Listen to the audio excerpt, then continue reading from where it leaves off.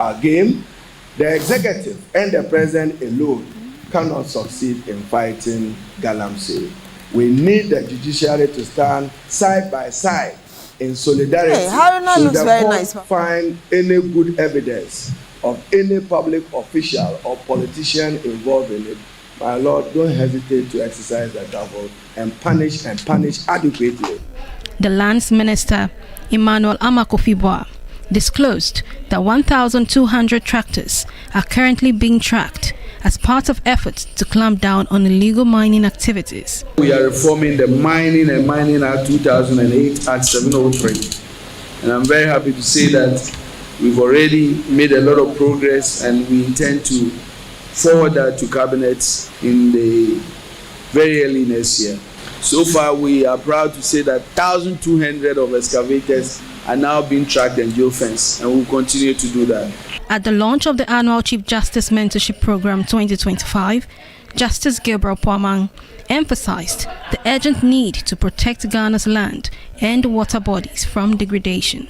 He confirmed that 3 courts will be established to oversee state-related cases. We in the judiciary on this occasion would want to restate our commitment to support the fight against environmental degradation, to support the fight against illegal mining in particular, and also deepen our efforts in collaboration with the executive and parliament to enforce the laws. The judiciary, under the leadership of the Chief Justice, His Lordship Justice Bafo Boni, have already allocated 3 High Court judges, and they are being refurbished to specifically deal with cases coming from the NIMOS, that is the National Anti-Illegal Mining Operations, and also other related matters of the state, which is to recover properties of the state which have been lost. Government continues to strengthen its interventions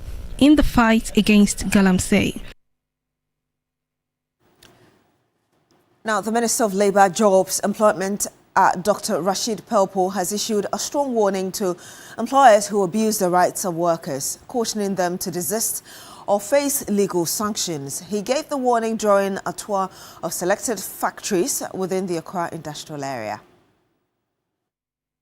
The minister's first port of call was Promasidor Company Limited, where he engaged management and staff of the company. The visit was aimed at assessing sanitation conditions, promoting decent work standards, and ensuring the protection of workers' rights. The tour also formed part of efforts by government to identify ways to support industries in line with the proposed 24-hour economy policy. The sector minister later visited Fan Milk Limited, where he inspected working conditions, workplace safety measures, and overall welfare of workers. After the tour, Dr. Rashid Pelpo underscored the importance of effective safety mechanisms within the work environment to protect employees. Factories that we have gone to see, how safe it is working there, the safety conditions there, the comfort of workers according to the labor law, and how much we can expect still out of them. What jobs are there? How many Ghanaians are engaged? Is there a possibility of engaging more? And what can we do to increase their capacity to engage more? However, the minister expressed concern over persistent reports of some employers abusing the rights of workers. He stressed that government will not hesitate to apply appropriate sanctions against companies found culpable. That situation reported to me was bad. Workers are engaged for several months. There's no letter telling them their conditions of service or even whether they are engaged or not. And they have complained to the TUC. The TUC got involved and they are now saying, workers, go home. We don't want you anymore. It can't happen in this country. I'm just sending a signal to them. You can't do that to the workers. Engage them, give them their letters, make sure they are properly engaged. But it is when they insist in doing the wrong that we may have to go to court. We want organizations to work here, to feel comfortable working in Ghana, to stay here and grow.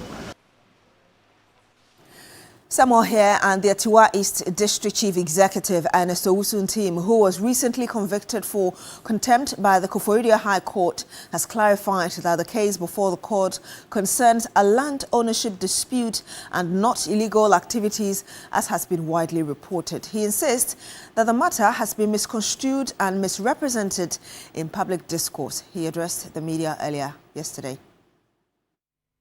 The issue with regards to the court is about land. You wonder how a state will give about 30 hectares, 60 hectares of a community to an individual. And that's the challenge, and that's what we are just fighting. But I know it's okay. When you decide to take, time by time, you analyze it, you realize that the only challenge have to do with proper supervision. The central government is doing well. Normally, they will constitute a team, a military team like the 9 months that we are having now. But I realize that the soldiers, they will come and they will leave. But when they leave, who will supervise the gains that they have made? So I put together a team and then a task force as well that have to ensure that we supervise the activities of the miners in the district. So ideally, we were able to convince them for them to know that this is your town. You need to protect your land. Those who have come to mine, if you decide to protect them, then it means that you are trying to put the future of the community into danger. So they were able to help us, and we were able to identify every hole and the people that caused the destruction. Now, stakeholders in Ghana's education sector are calling for urgent reforms in the financing of public education to ensure quality and equality across levels. Now, the 2025 Education Financing Conference examined key education policies, analyzed the 2026 education budget, assessed TVET financing, and explored innovative approaches to funding education. There's more in this News Desk report. The conference, organized by Edwatch with support from Oxfam and ActionAid Ghana, reflects growing concerns about underfunding in critical education subsectors, particularly TVET, which plays a key role in youth employment and skills development. Executive Director of Africa Education Watch, Edwatch, Kofi Asare, said despite its importance to skills development and youth employment, the TVET subsector continues to suffer from inadequate and inconsistent funding. Boarding facilities are not in good shape. Digital infrastructure deficits, fiscal infrastructure deficits, and also deficits in practical learning. So if we don't invest in TVET, invest in a practical component of TVET, especially materials and supplies required for practical training and workplace experience learning, we are going to have a situation where about 70% of our TVET training in Ghana becomes theory and only 30% is practical. And we are there. Executive Director of Global Info Analysis, Musa Dankwa, underscored that stronger collaboration between government and the private sector will help mobilize additional resources, improve infrastructure, and enhance efficiency in the delivery of education services. It allows the private sector to invest in the schools, buildings, or the lecture halls, or the accommodation. And then the government takes, say, 10, 20, 15 years to pay off that investment. And also the PPPs ensure that we're able to deliver the projects quickly and fast than traditional government procurement. Participants say that achieving quality and equitable education in Ghana will require strong political commitment, innovative financing models, and sustained collaboration among government, civil society, and development partners. Now, the government of Ghana has deployed a contingent of 54 soldiers to Jamaica as part of an international support mission aimed at assisting the country's rebuilding efforts. Speaking to the soldiers before their departure, President John Mahama said, aside from deploying soldiers and officers, Ghana is also providing temporary tents and food items.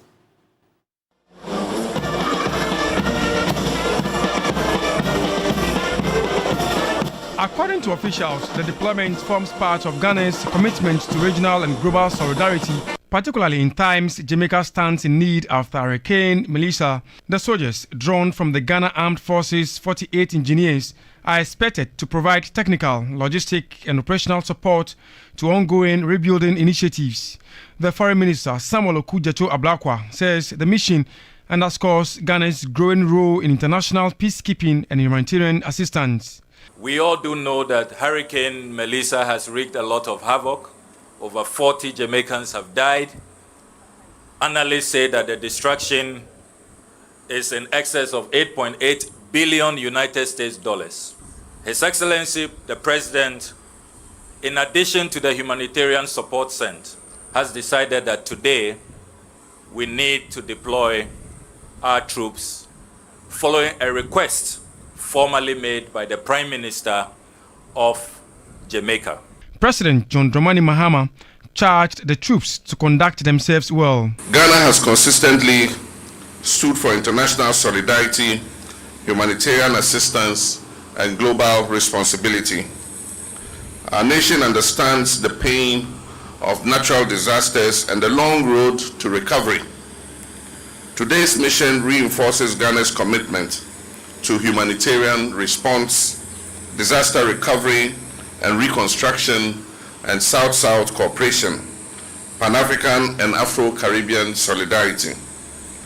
I commend the Ghana Armed Forces for their professionalism, for their discipline, and their readiness to serve not only at home, but anywhere in the world duty calls. The Chief of the Defence Staff, Lieutenant General William Ejapon, expressed confidence that the deployed personnel will excel. The specifics of the assignment will be determined in coordination with Jamaican authorities and relevant international partners. On October 27, Hurricane Melissa made landfall on Jamaica as the most powerful ever to directly impact on the island. It displaced 90,000 people, killed at least 45, and damaged infrastructure worth more than $113 million. Joseph Armstrong, Gold Alibi TV3, Accra. Meanwhile, the minority in Parliament has strongly criticized the government for deploying troops to Benin and Jamaica without parliamentary approval, saying the decision was misguided. The caucus says there are domestic crises that should have received utmost priority and not a public stunt on the global stage. Christian Yale reports. The minority leader on the floor of Parliament questioned the deployment of relief items to Jamaica, stating that there are some domestic challenges that should have been first prioritized. He then demanded urgent answers from the foreign minister on the details of Ghana's mission in Jamaica. I think that the major policy decision like this must receive at least the blessings of Parliament.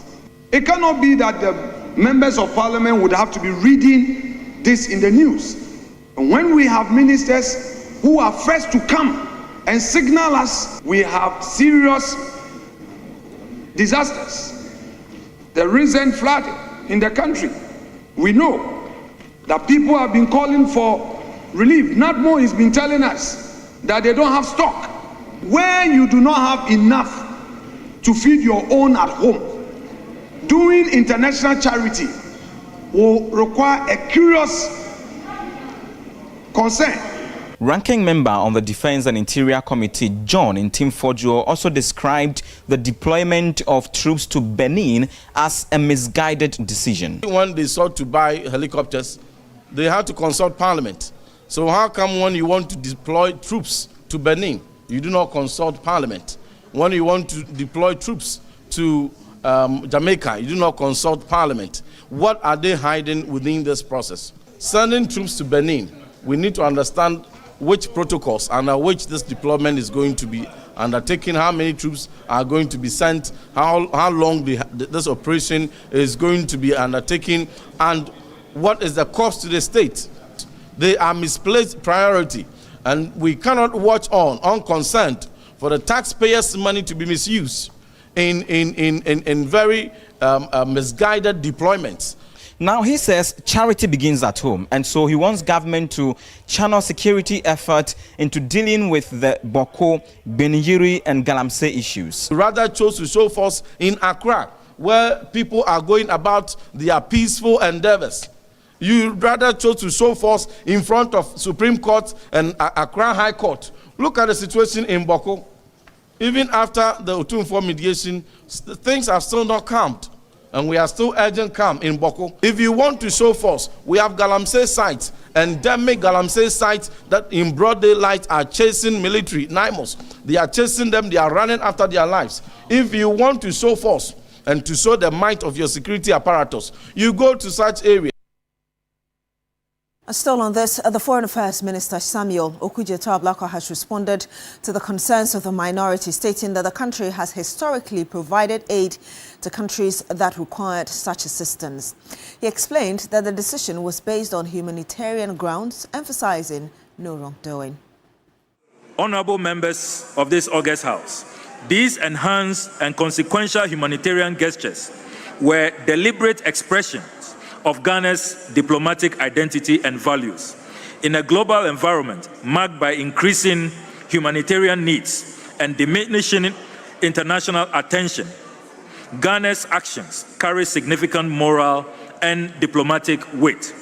They signal Ghana's refusal to be indifferent to suffering and its determination to remain a responsible and compassionate actor on the international stage. Such actions also serve to strengthen our bilateral relations, reinforce mutual trust, and enhance Ghana's standing within multilateral fora. By aligning humanitarian assistance with diplomatic engagement, Ghana demonstrates its foreign policy is both principled and pragmatic. It's rooted in values of empathy, solidarity, brotherhood, and compassion, while being attentive to global realities. Right Honourable Speaker, as humanitarian crises continue to challenge the international community, Ghana remains resolute in its commitment to act where it can to make a meaningful difference.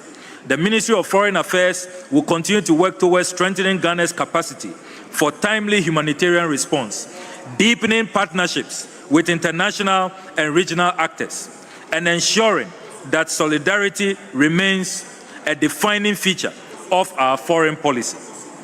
Right Honourable Speaker, honourable members, Ghana's humanitarian assistance since 7 January 2025 reflects who we are as a nation: principled, humane, caring, and responsible.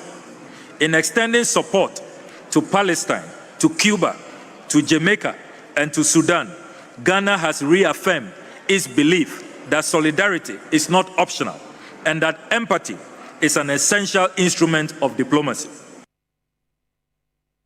Foreign Affairs Minister Samuel Okudzeto-Ablakwa responding to criticism from the minority in Parliament. That's all for the morning news here on New Day on TV3. My name is Beatrice Edu. Thank you so much for joining us today. Do stay with us on New Day.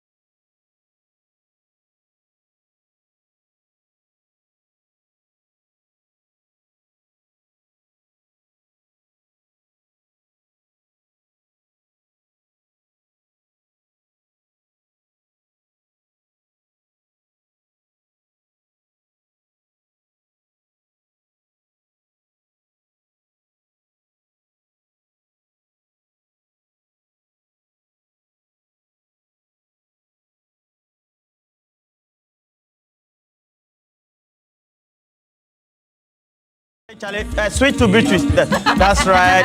Eddie Joy, Eddie Joy, Eddie Joy, Eddie Joy.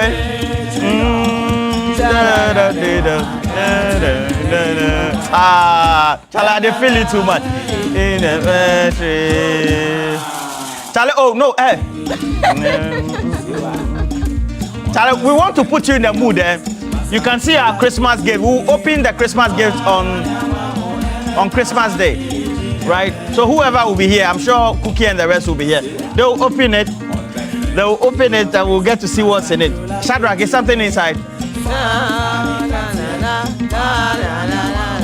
Please lower the song, lower the song, lower the song. The white people, please show the boxes, show the boxes. Hurry up, show the boxes. The white people, when they have boxes like this in the house or wherever, there's something inside that they open on Christmas Day. Yes, I thought on the eve of Christmas. Okay. Yes. Eve of Christmas. Eh. Mademoiselle, Chapon, why are you? Merci. What is it? So they open the boxes on. So for example, they will open the box like the way the box is. White people. So this one is even not heavy, not a prop.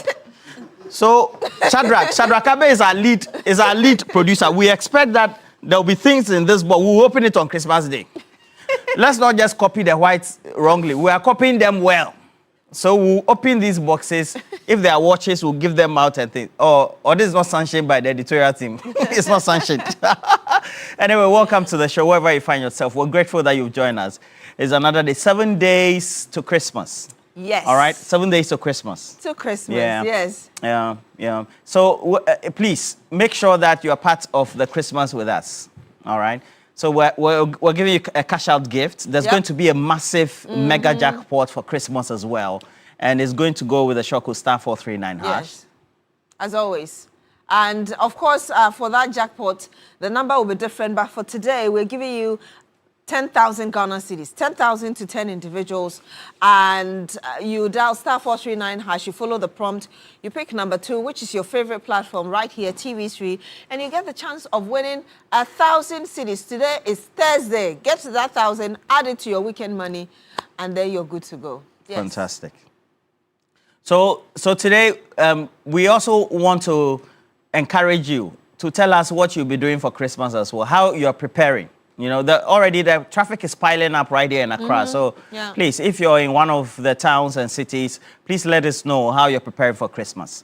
So we're starting 7 days to Christmas with myself and Beatrice. We're matching our clothing with the colors. So this is burgundy. So we're in burgundy clothes. This one is by Ellis Couture. This one is by Eddie Joy. Eddie Joy's boutique. They are located in Dansoman on the La Road and East Legon. Yes, and you can always find them @joy_closet. Charlie, you kill me too much. Fantastic. This one. All right.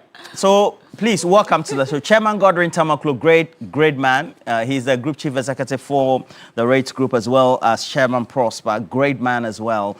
Dr. Salifu Combat of the National Health Insurance Authority, Upper East Region. Wish you all the best for the day. Edmond Combat is with the Tema Oil Refinery, and all those who tend to watch us, including Jane Ampofiduku of Cape Coast. And everybody else around, we're grateful. We have Randa Shao. He said if Rella were here, he mentioned Godwin Chema, Godwin Tamaklo. Oh, yesterday somebody said that if I was there. Myself and Cookie. Okay, yeah. So those who tend to watch us, we're grateful. Chairman Rich's Kokoti, and then everybody else, we're grateful. What do we have on the bill? Yes.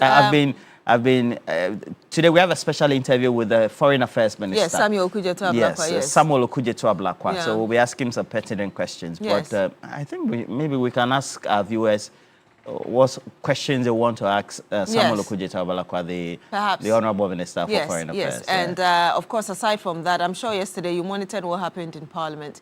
The government withdrawing the lithium. Yeah. And the minority. I saw Pakusi Shando, who is the media relations person for the ministry, going around defending and saying that there's nothing untoward about it. Yeah, and the minority criticizing the government, accusing it of being inconsistent. So we'll look into that, as well as the Okada law, as we call it. You know, the Parliament passed the Okada bill. as the Road Traffic Amendment Bill 2025. And we understand the president is yet to assent to it, but already there are concerns as regards how institutions related to the transport sector would ensure the safety on our roads, with a lot more motorbikes expected to be sharing the same route with us. So we'll look into that as well, yes. Well, certainly. So we'll see how that goes. For me, I'm particularly excited about the Okada thing because it brings some level of sanity. You think so? It's a growing problem. And so in my early years of journalism, I remember I visited Togo and Benin, and they were well at hand. And that's close to 20 years ago. And they've got the lanes. They are very disciplined. I drove through Togo and Benin myself, and I didn't drive. Somebody was driving. But Mademoiselle, Chopin.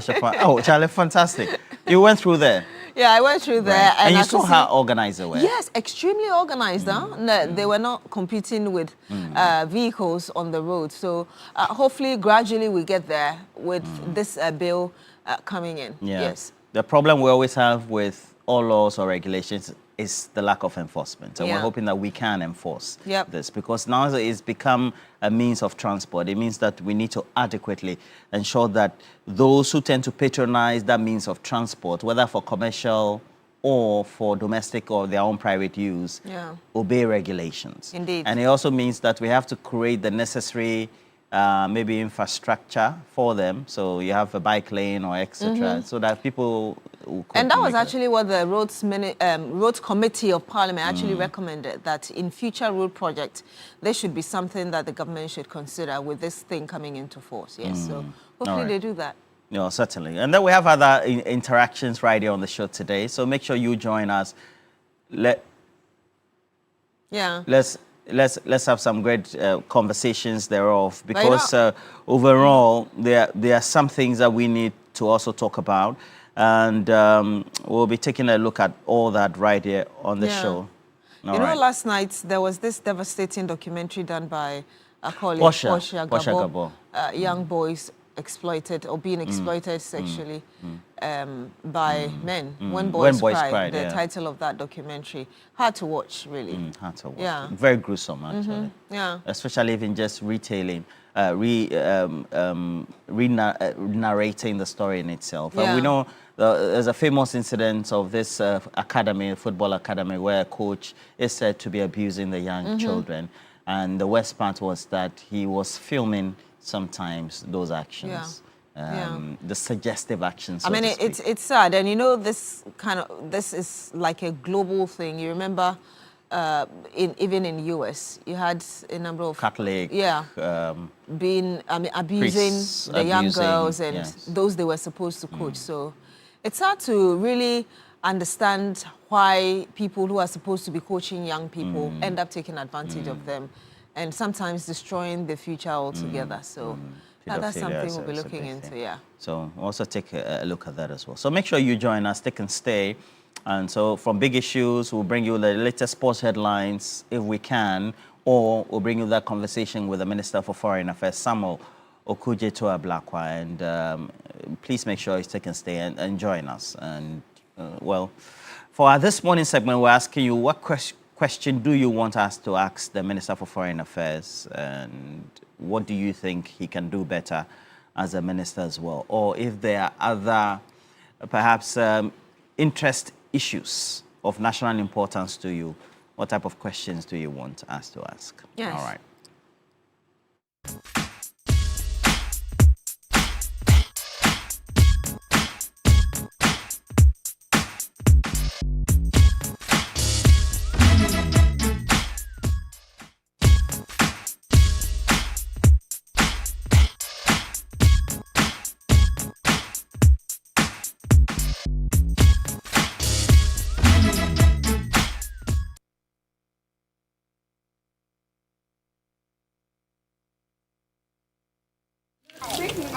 When I was a child, I was innocent, and so the innocence was taken away from me at the age of 16 years. At age 16, this young man had his virginity taken away from him by his teacher. It's a fact that majority of sexual assault victims are abused by someone they know. He normally asked us to visit him evening time because they were alone there. He asked me to come there alone, so I went there with a basket. Normally when we go there, he used to give us one of his old phones, and the phone is full of pornography. One day when we were coming, he took my basket and we get behind some old block, which is a KG. So we stand there and he started touching me and doing all manner of things. And I don't get it. So he was trying pushing my trouser out. Push my trouser. So and in that manner, he started pushing me to bend down. And, you know, like, I don't also get it. I say, what is happening? So while we were doing, I saw that, oh, this, when I get to know that this is what you wanted to do. So he pushed me, he sent me to that way. He made me bend down, and that was the first time. And the rest inside his room. He called me that I should come. When I come in, they said that he want to give me the light up. He light up to me. That I should play the game. When I start playing the game, and then he'll make the food for me. When I eat it, and the man said I should come and lie down. When I lie down, I was lying down watching TV, and then he too come and lie down. So he lying down, and then he start touching me. So and then when he start touching me, and then I don't know that he just do that, and then he started. He give you some drink and then biscuit to be eating, then you will be happy. So the next time when you call, and then at the school you can just do the exam time. The man can just give you this thing. So I'm laying up so that you will write him. I was in my, let's say, 10 to 11 years. So my mom used to go to market. So when she's going, she would take me to one sister aside our house. So when she left, the food that she left me, the sister would take all the food. So when I'm hungry, she would be like, there is no food. So I'll be crying. So she'd take me to a room, naked myself and naked her, and then put me on top of her. So I wasn't know what is going on. So I was just, you know. So it continues like that for like a month. So one day we were inside the room and one sister came in, like, why are you naked and in front of this child? And so, oh, she just finished bathing. And then, since then she stopped. And since then it has been part of me. I try to forget about it, but it's hard for me to forget. It has been part of me for about, let's say, 18 to 20 years now. Anyway, so you just watched excerpts of that documentary, When Boys Cry, by Portia Gabo. And yes, the numbers are displayed on your screen. Calling, just share your thoughts with us on this, of course. And we told you about also questions that you have for the Foreign Affairs Minister when he does come here for that exclusive interview. But yes, we do have Alhaji on the line already. Good morning to you, Alhaji. Thank you so much for joining us. I hope you're well. Share with us your thoughts. Beatrice, how are you? Very well, thank you, Alhaji. How are you? Oh, fine. Hold on. That's a bar. Nah, Sigia. Nah, Gambian. Gambian. Nah.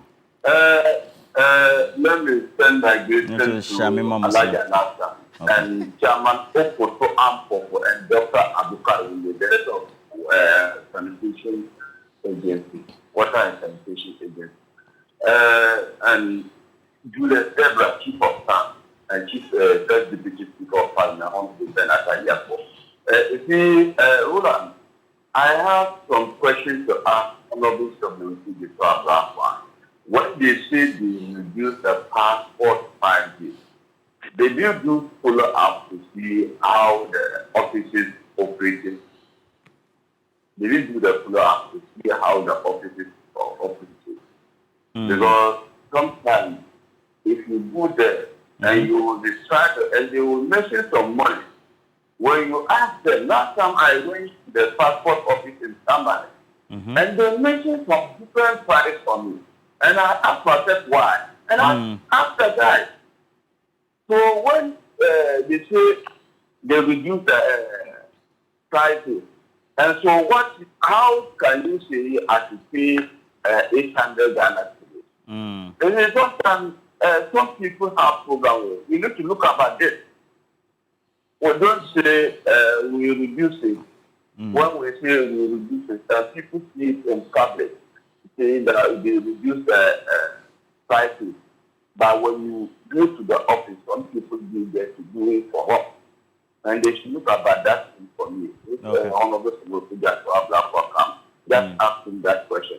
But can I start the issue about the Okada? There's one president, John Dramani Mahama, we understand President John Dramani Mahama, that Okada business, whether we legalize it or we do not legalize it, they have an opinion. So as we legalize it, I think we will go successfully, but we want them to follow the right process to do the work. Okay. That's what we want to tell them. And they should look about the process and follow the process well. But if some people have different programs, what is your program today? But let's keep on praying for the country. I think the country can move forward. So let me greet Semi JP, just greet Semi JP for me, Semi JP. And lawyer. Who? Me, I should greet Sami for you. Thank you. Thank you very much. Alhaji, thank you. Thank you very much, Alhaji. Alhaji, me, I should greet. Okay. Thank you so much, Alhaji. Alhaji, thank you for your contribution. And for sharing your thoughts with us. We have Haji Halima. Hey, Haji Halima, how are you? I'm fine, Mr. Ro. Yeah, what's up? How are you? Did you enjoy your meat yesterday? Yeah, I received the meat. Thank you very meat, much. Yes. The Christmas meat. Thank you so much. You are welcome. I was around to receive it at the game, so I'm grateful. And the whole team is grateful. Thank you. All right, please go ahead. Thank you so much. I'm also grateful for at least, if someone don't love you, the person does not need anything from you. That's true. So, for me to promise you and not bring it, and you keep it at mind and ask me, it means you really, really, really like me a lot, and I appreciate that. Fantastic. Thank you so much. And run. So thank you so much. Hajia Halima of Medina constituency. Yes, let's say good morning to His Excellency John Dramani Mahama and his Vice President. And then let me also say good morning to the National Security Coordinator for the good work he's doing for Mother Ghana. The Brigadier General Posedu of Port and Harbour, the kind of security at port today. Hey, Hajia, go straight to the point. Are getting lost. My brother, I want you to ask the foreign minister for me that before we came to power, what we know is that the former president and his government issued a lot of diplomatic passports to people who are not even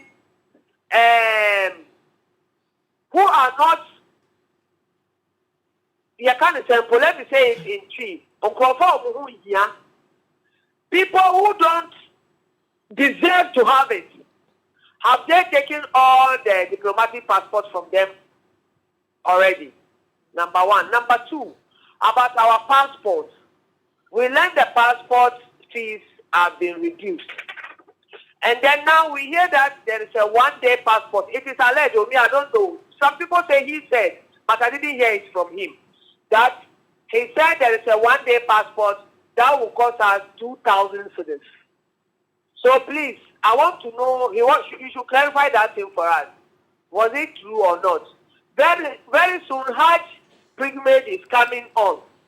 The passport, when it's time for Hajj, people struggle for passports too much.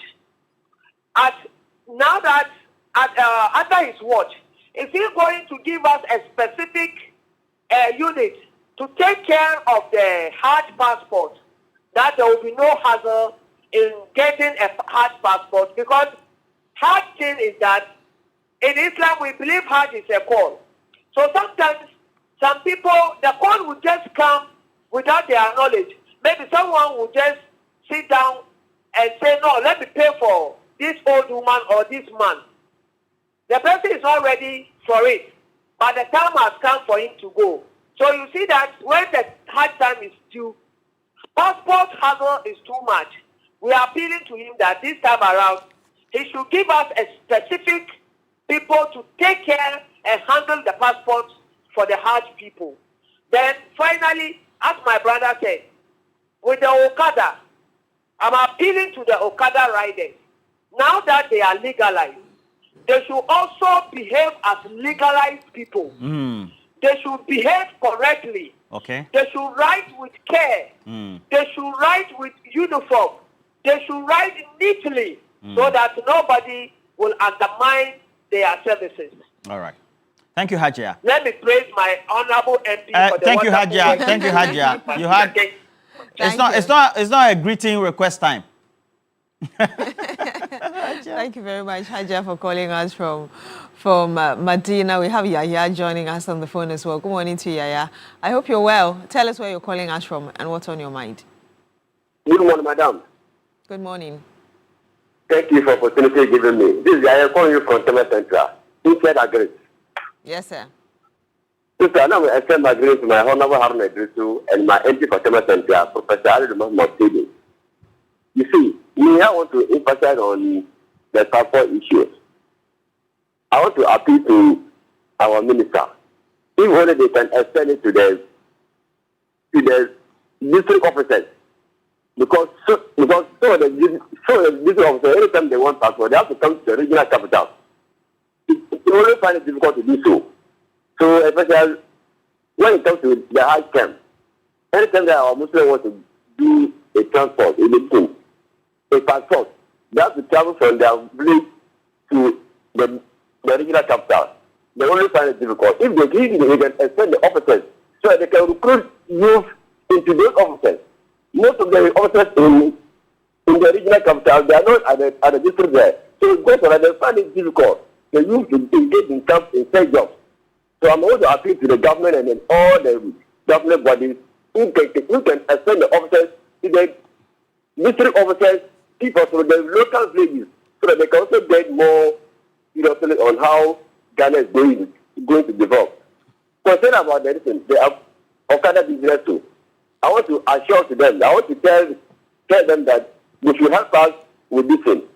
If they can get a high mature level, people, thinking capacity, they should check their thinking ability, their mental ability, before they can take 100 test vehicles to do this business.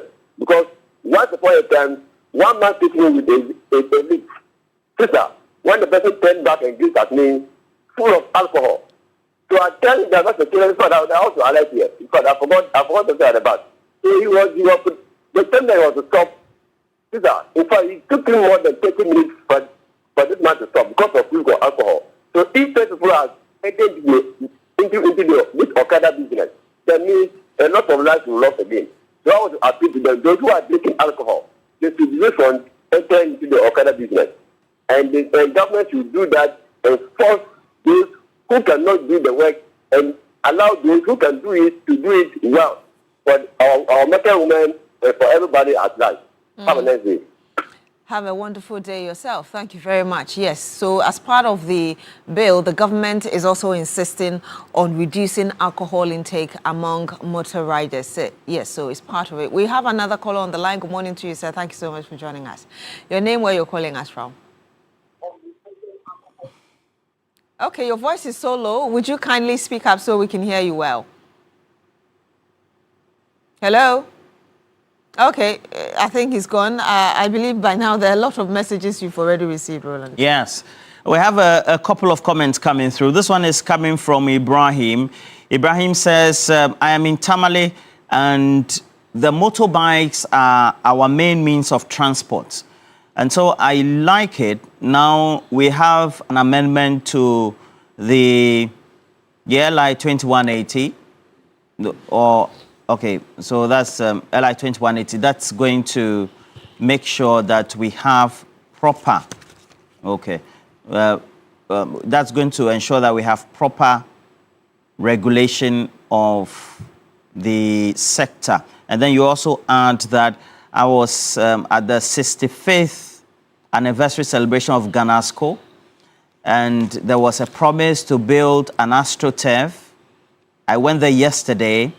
It's being constructed, and I want to say kudos to the old student of Ganasco, as well as the team that is constructing it. Well, I have to tell you that it's Robert Coleman's Wembley Sports Construction Company that is constructing the AstroTurf as well as the stadia, the mini stadia for the students of Ganasco on their campus. And it was also commissioned, or the sword was cut during the 65th anniversary celebration of Ganasco. Robert Coleman was the president alongside the First Lady, Lodina Mahama. All of them were there. So, Robert Coleman, good morning to you, as well as the project you're undertaking in Ganasco, based on what they wanted, the AstroTurf and the mini stadium. Great work so far. Prince Nani Ayok says, good morning to you and Beatrice.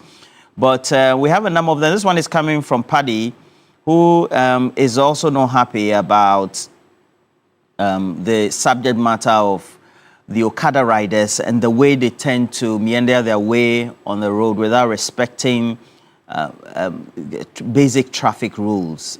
Well, yeah, sometimes they invite for trouble. And then he says that, well, the Muslims also need to use Ghana card for Hajj to travel. I'm not too sure. Hey, this is why we politics. Okay, Sherry Giovanni. We have another caller, but we'll have one from Sherry Giovanni to the call, and then the next round of messages. Good morning to you. He's calling us from Pandai. Good morning. Please tell us your name and what's on your mind. Yeah, good morning, Beatrice and Roland. Good morning. Yeah, I'm Philip. I'm calling from Pandai. Yes, Philip. Okay, I have two topics to discuss about. The first one is yesterday, the government of Ghana deployed 50 plus military personnel to Jamaica to assist in reconstruction of the place. And yesterday in the evening, I saw in the news that the minority group came and were seriously against that project. Why is the minority trying to be relevant to us in this case? Fine, that's your job to criticize, but this one, why do you want to criticize anything that is perceived or that is seen to be good? You don't need, even though Ghana we don't have enough, but you don't need to have a lot to extend assistance to your fellow brother. This one is a very clear sign that we are going to get a good image from the external bodies. That's number one. Number two is in relation to the Pandai re-election. Pandai Info Group, Musa Dankwa's institution. Global Info Analytics. And that shows very clearly that NPP has an upper hand. Okay, I'm a member of the NDC. It's very true. Now, what I want the NDC executives, the national executives should know that they deny us of an appointment for our general secretary, our secretary, coincident secretary, by name Young Sabako Robert. They deny us. So the NDC people, we are very, very, very, very angry against them. So the national executives should come down and get an appointment for the young man. He has served the party and he is very, very, very, very qualified. Philip, forgive me. Do you have anything to say on the subject of discussion today, which is the boys who are being abused, as well as the Foreign Affairs Minister coming in here and questions for him? Oh, the Foreign Affairs Minister, Honorable Okulita Blackwell, is an excellent man, which I salute a lot. And I know whatever he's doing is on track.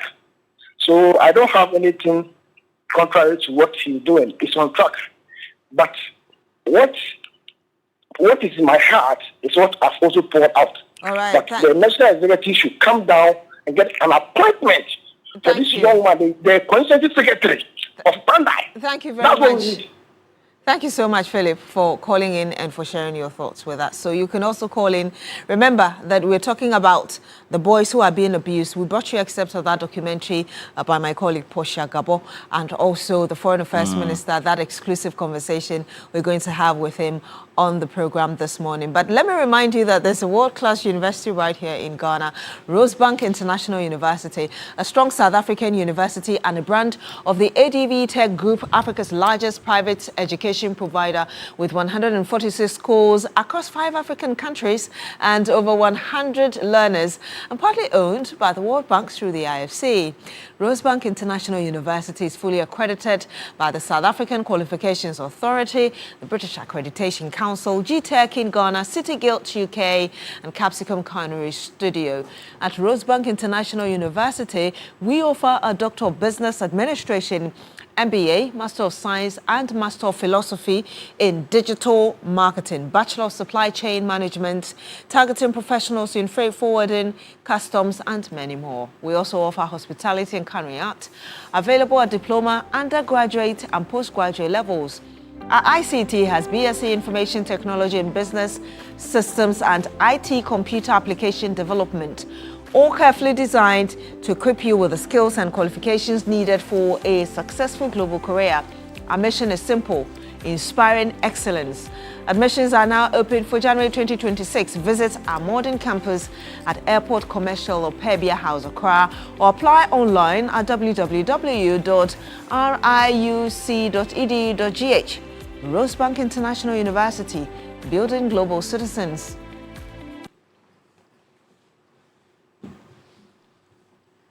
And there's a caller joining us on the phone. Good morning to you, sir. Thank you so much for joining us. Your name, where you're calling us from?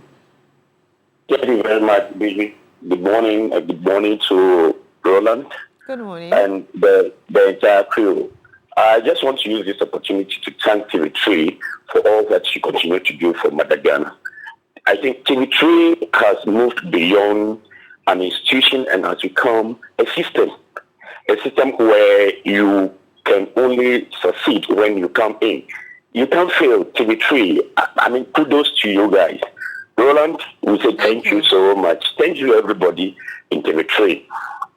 My contribution this morning is not specifically to the topic on board, but I want to say something that is happening in Volta region, specifically who is moving beyond what is being noted for, who is now gearing into such a different direction. Yesterday, the president was here to cast soil or to break ground for the oxygen city that is about to move into construction. And I want to say kudos to our regional minister, Honorable James Gunu, and also our MC, the Honorable Stephen Adom. They are doing yeoman's job.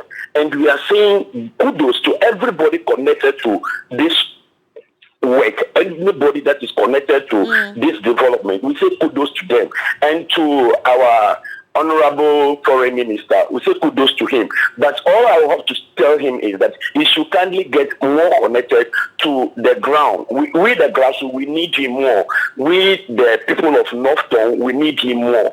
We understand his schedules are very tight now, but we need him more. Thank you very much, Ritu, once more for all what you are doing for Mother Ghana. We need him more, he says. Thank you very much for calling in and for sharing those thoughts with us. There's a message, quick one from Simon Yenwa in the Upper West region. He says, good morning, Beatrice and Roland. The passage of the Okada bill is well thought through, especially that it engages a lot of the Ghanaian youth by way of employment. But like what all other people are saying, the impunity with which the riders float traffic regulations is worrying. They also need a dress code. Majority of the operators dress like armed robbers and almost naked, showing their underwear. They are also always driving in the middle of the road, and when you complain, they insult you, even without regard to your age. The last bit is true, actually. Yes, but thank you very much, Mr. So you're also a complainant. No, the way they write, actually, I have a big issue with how they, you know, meander, yeah. Exactly, it's not. They proper. think they're smart, but yeah, they end up. It's not proper. Yes. And when they spot something on, especially your side mirror, they have no means of repairing. Yeah. The worst is that they even bolt before you can even question them and try to resolve issues. Yeah. So we'll see how that goes. This one is coming from Sheikh Abubakar Ali Napar. He's the president, founder, as well as the executive director for the Light Foundation. Good morning to you, Sheikh Ali Abubakar Napar. And he has a message for the foreign minister and says that foreigners are abusing the Ghana card and Ghana's passport, and some of them are using it for wrong reasons abroad.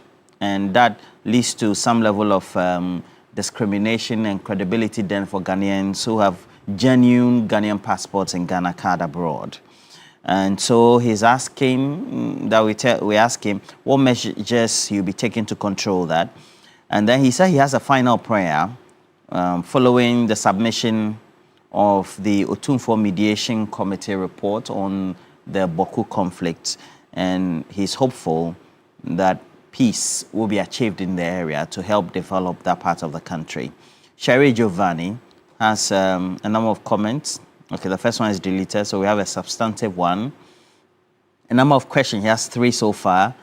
The following question: have the military deployments to Jamaica and Benin received parliamentary approval, and what's the cost to the state? 2, what benefits therein for Ghana with the deal between her and the United States of America regarding the acceptance of African deportees from the U.S.? 3, how far will the international arrangement of sending Ghanaian workers, such as teachers, nurses, engineers, etc., to other countries? I know there's one on Barbados and thing that's been ongoing for some time. On the other hand, the documentary is revealing and so sad. This is the reason Parliament must speed up with the passage of the anti-LGBTQ+ bill to punish some of these crimes to serve as deterrent to other people. And says, good morning to Dr. Yao Ajima Sakodie of the University of Cape Coast. Sherry Giovanni there with that.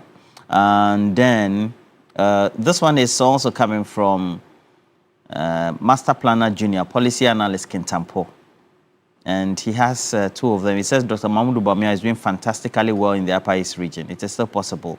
Number 3 on the ballot paper. But the substantive issue he has is, my first question to the minister is that why is he still opposed, even though in opposition he said when President Mahama charters a private jet, he will resign.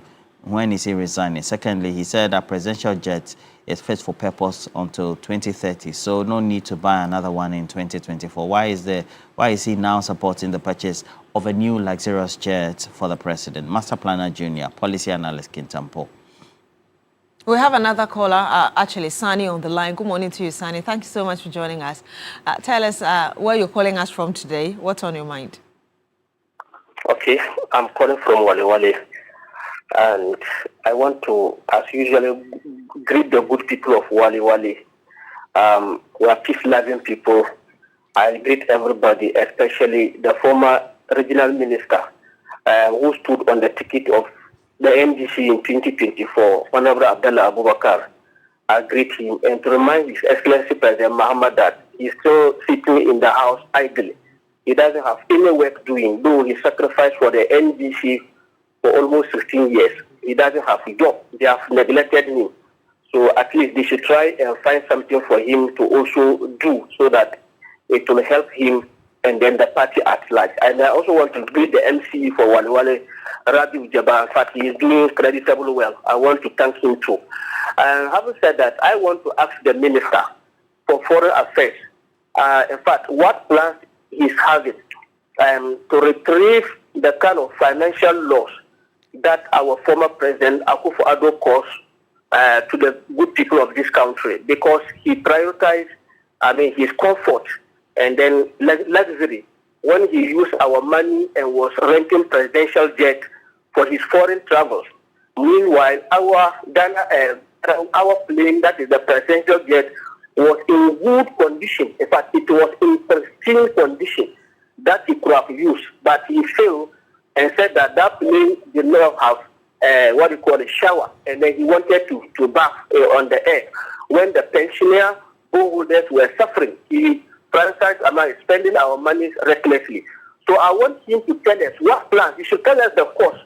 What is the total cost that the former president, cost to this country, and how plans that is having to retrieve those money. Secondly, the Manasa also complained that unless we are able to satisfy our domestic needs, we are not supposed to send our troops outside the country to help other countries like Jamaica and then Benin. I want to find out whether this is true, because I know this is a force. Because sometimes we also receive support from other countries. Well, the minister actually responded to it on the floor of Parliament today, saying that it's on humanitarian grounds, and Ghana is known for that. So he addressed that. He addressed the minority on the floor of Parliament. Yes. Yes, I want him to reiterate that, because some people are still confused. What I know is a humanitarian help that he provided. So he should clarify that for us, that he doesn't have any problem. There's no issue with that, because he also receives support, in that manner from other countries. And those countries, they don't normally, satisfy their people before they do that. So that argument was flawed. Thank you very much. Thank you so much, Philip, calling us from Wale Wale. Well, Accra, are you ready? Because this December, the waves, the lights, and the music are calling. The 3FM All-White Party Beach Edition is coming to Labadi Beach Hotel. And this year, we are turning paradise into the biggest December shutdown of 2025. And wait, we're not coming small, because Stoneboy is coming. Kofi Kinata is also coming. And let's just say surprises, more surprise artists are also loading, right? Now, listen, if you want to experience this night the right way, then you need a table. Yes, 3 levels, 3 moods, 1 unforgettable night. Platinum for the ones who don't do average, like Roland. Private space, prestige, premium treatment. Diamond, where luxury meets energy. Gold, bold, vibrant, and right in the heart of the party. Don't wait till it sells out. If you need, or if you and your squad are ready to own the night, call or WhatsApp now 053-220-927 or dial *928*12*12# to book your table. The countdown has begun. 3FM All-White Party, the Beach Edition, where paradise meets the party. Fantastic. The way you read this thing is very beautiful. Very beautiful. Which of the tables are you getting? Diamond, gold, platinum, which of them? The last one. Gold. Diamond. Okay. Platinum is the Diamond. top. Yeah, okay. Shadrach, be careful. I think more messages. All right, so I have this very one. Okay, so this one is coming from, it says the National Cross-Border Women Traders Association. Basically, the message is talking about harassment that those who tend to do cross-border trade, so they go to Togo or somewhere to go and bring, or maybe Nigeria, and they tend to face. So they say, ask the foreign minister why it looks like attention is not being put on enforcing the free movement protocols on the ECOWAS corridor. Women traders are harassed, frustrated, and extorted despite use of ECOWAS card, that's the Ghana card, at the Togo-Ghana border. The cross-border women traders have written to the ministry several times to engage since January, yet there's been no response. This is very important. There's one from Aziz Donla. He says, Aziz Donla from WA, kindly ask the minister how many days or weeks will it take for one to receive his or her passport after applying. Kindly send my regards to my indefatigable, incredibly and highly connected boss, Honorable Rashid Tanko Computer. Well, thank you very much, Aziz Donla, for sending in your message. All right, you're still here on Newday on TV3. When we come back, we'll bring you the big issue plus some more. Do stay with us.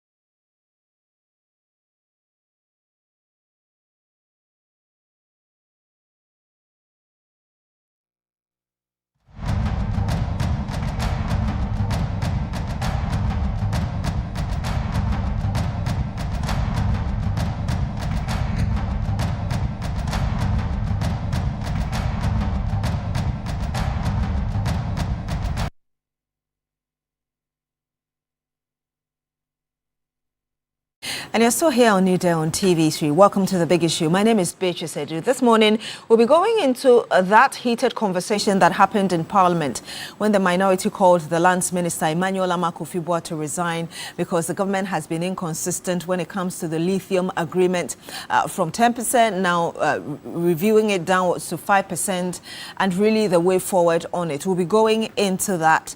And also the legalization of Okada in Ghana.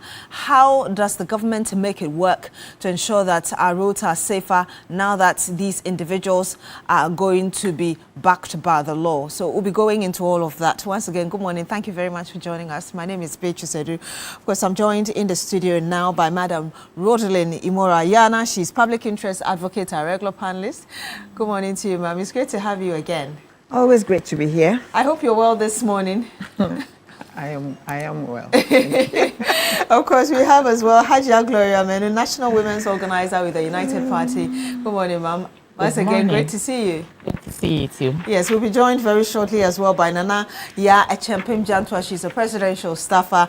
And of course, via video call by Seth Wolashi, who is a mining consultant, just to have this conversation. Of course, I did tell you we'll be going into the Okada bit as well. So let's really show you a bit, really, of what this whole controversy is about, where we were before that heated argument on the floor of Parliament yesterday. All right, so we'll bring you those details, but perhaps I should, okay, so yes. And yes, so Ghana's lithium deal with Berari DV withdrawn. I just told you that. The commercial discovery was confirmed in 2018. That was in the government of then President Nana Addo Akufo-Addo, what they called the Ewoya project. And it was projected in terms of gross revenue to be at $6.6 billion. Again, the life for this project was projected to be 12 years. Previously negotiated royalty rate 10%. Newly revised royalty rate 5%. And the justification for that is that Section 74 of Act 703, which is the Mining Act, sets the royalty rate for all minerals at 5% of the total value of minerals at the mine site. And remember that, like I did tell you, the 10% was negotiated by the then Nana Addo Akufo-Addo government with some 250 million investment promised. And this renewed one, which is the 5%, is what is being proposed by the current government because it is citing Article 74 of the Mining Act 703. Well, the reason the minority says that this is being inconsistent because the government had earlier said that it was okay with everything in that deal. Perhaps I should get your really general thoughts on this back and forth, because this project was actually supposed to start in 2025 and there have been delays and back and forth. And now we have Parliament talking.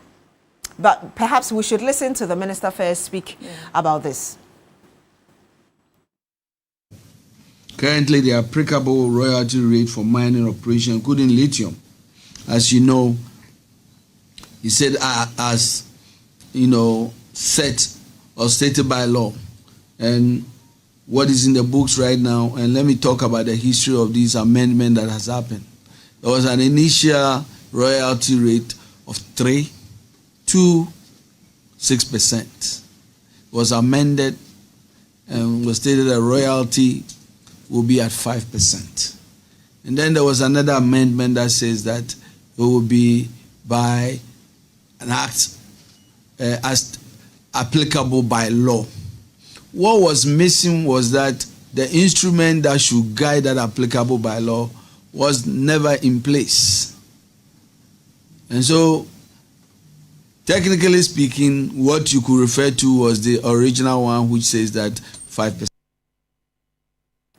And you just watched right there Emmanuel Amakofiboa, the Lands and Natural Resources Minister, explaining why the country has decided to review the royalties rate, as it were, downwards from 10% as agreed on by the previous government to now 5%. And let's perhaps get a more understanding into this. Seth Wolashime is a mining consultant. He joins us live on the phone. Good morning to you, sir. Thank you so much for joining us. Yeah, good morning, Beatrice, and good morning to your cherished viewers. In 2023, when the government then signed that agreement with the company, the Australian company, and said that it had tried to negotiate a higher rate for Ghana, a number of people were excited, still people skeptical, accused the then government of the 10% still not being enough. And now we've had the minister telling us that if we look at our laws, it's actually supposed to be 10%. Let me get your reaction to this and your understanding regarding why the government will choose to do this. I think that, we've gotten to a point in the life of this country that we should get serious with how we do business. The reason why this deal is being cancelled right now is because the price of lithium ore has plummeted down. And I think that the delay in sort of signing this deal has brought us to this point. And literally, it means that we have made a mistake, and a big one at that. So I didn't think we should have gotten here, because when that deal was being signed, I think I was one of the people who said that this was a good thing, and we should. I insisted that there should be some value addition. We don't have to send out even the raw ore like that. We needed to add value and all that. And also possibly even, out of it, create a lithium battery assembly plant or manufacturing plant here. So I think we have really, the ship has sailed, and so we are still at the port. We have failed at the point. What were you expecting? Well, I was expecting that immediately they agreed on that royalty payment and all that. I think the total would have been 13 point something. I don't know. Yes, it was 13%. Yeah. So I think if that thing was signed long ago, we would have been somewhere by now. Even if the prices begin to fall right from then at least we will still have a project going on. But you heard and perhaps watched the minister saying that, yes, you might have agreed this in terms of royalties at 10%, but if you look at Act 703, what is permitted is 5%. Let me get your understanding. What do you think about that? How do you react to it? You see, these negotiations or these agreements are not cast in stone. It's based on what you negotiate. You get what you negotiate for. And so, the past government negotiated 10% plus other things which brought it to 13%. And I think it was okay.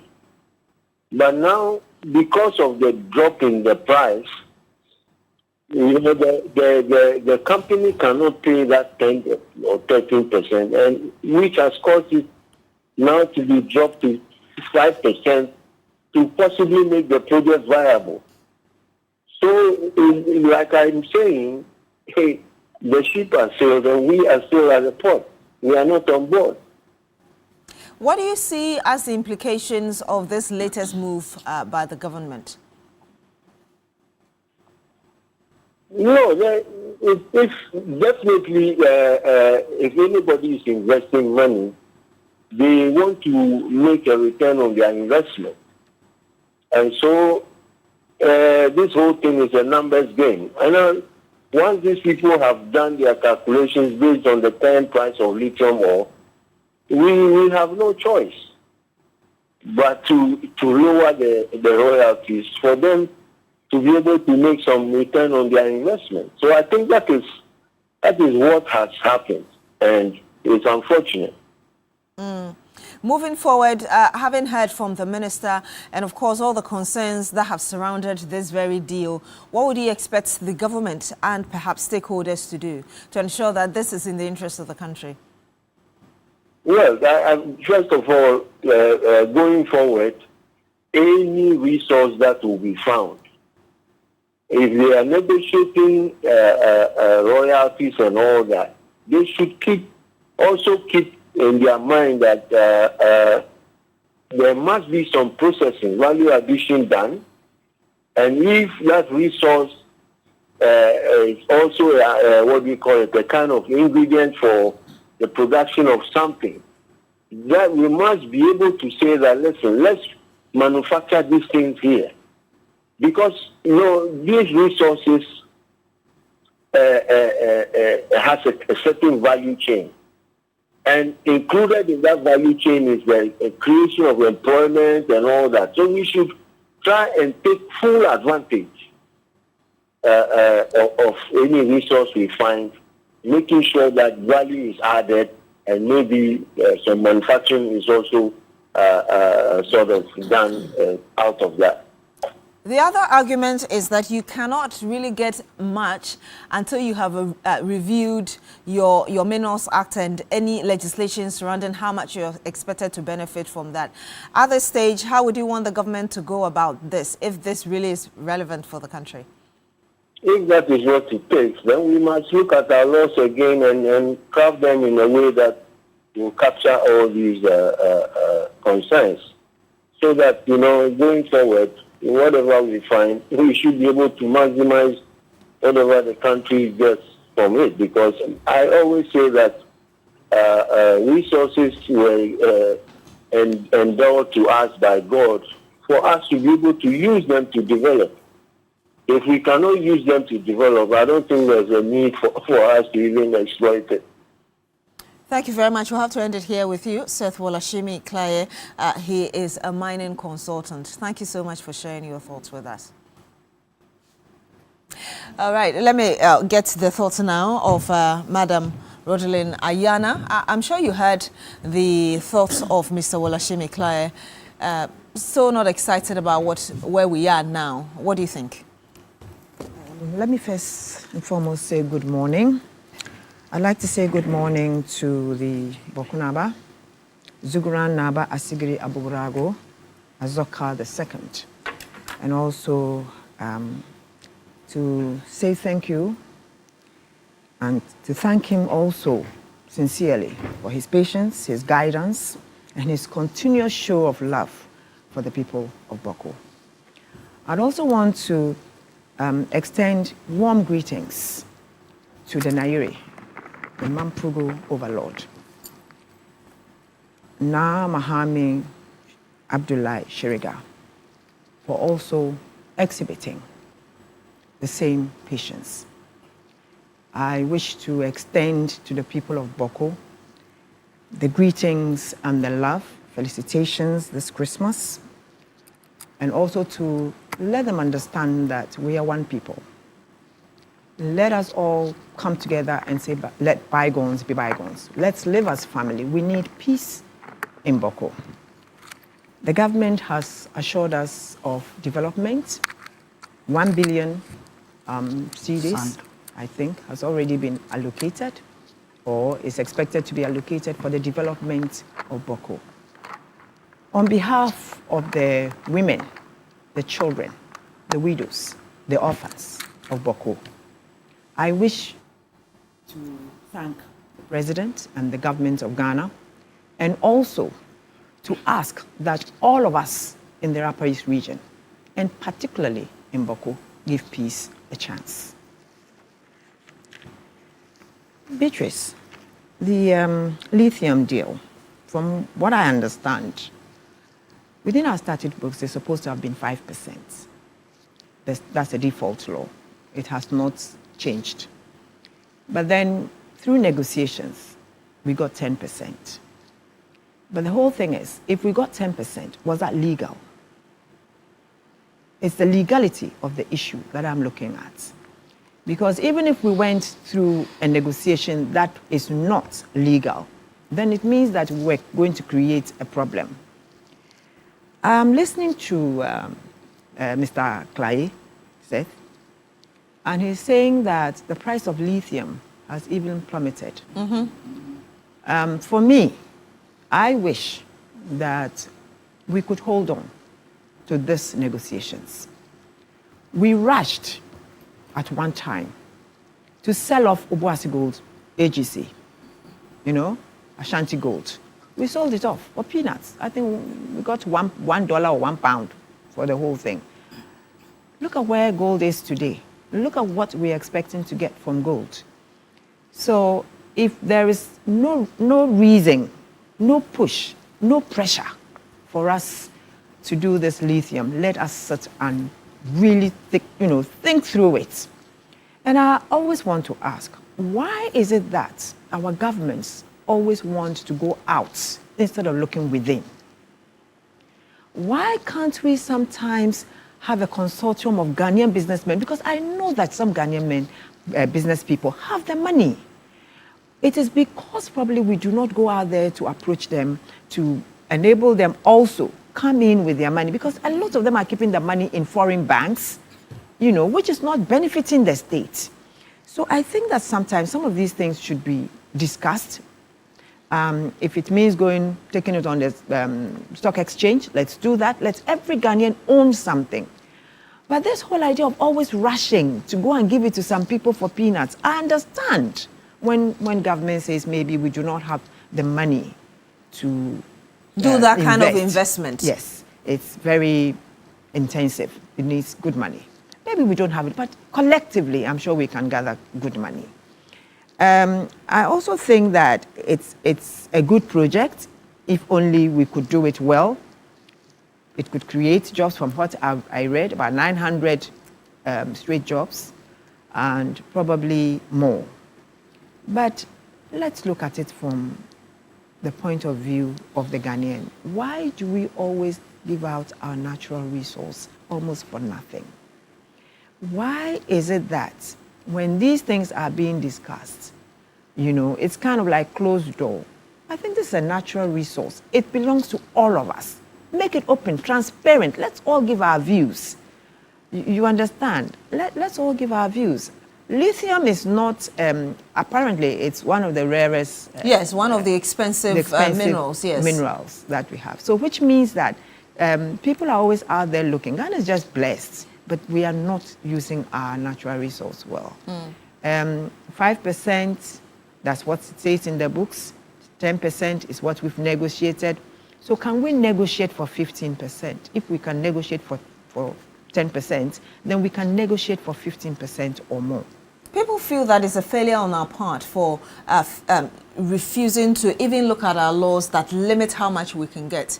Whilst we were looking at this, we could have also set in motion a process to review our laws. To review and amend the laws. That's what I'm saying. So from the very onset of that 10%, it was an illegality. So no one can stand and say there was inconsistency. This inconsistency really started with the MPP government, not looking into the laws which said 5% and taking us to 10% without amending the law. So the inconsistency argument is that you said you were okay with it. Why are you suddenly turning around? Who said and we're okay with it? That's what the minority is claiming. Okay. So maybe you handed the documents to me. The minority probably looked at it face value, 10%. Very good for the country. Then you read further. They say always look at the fine prints. You read further. Then you realize that no, within our books, we are entitled to just 5%. So they decide, no, we cannot go ahead with this. Let us delve further. You get me? Probably the mistake was the minority coming out with a new agreement which stated a 5%. The majority. And the majority, sorry. Yes. The majority coming out with a 5%. Probably that was wrong.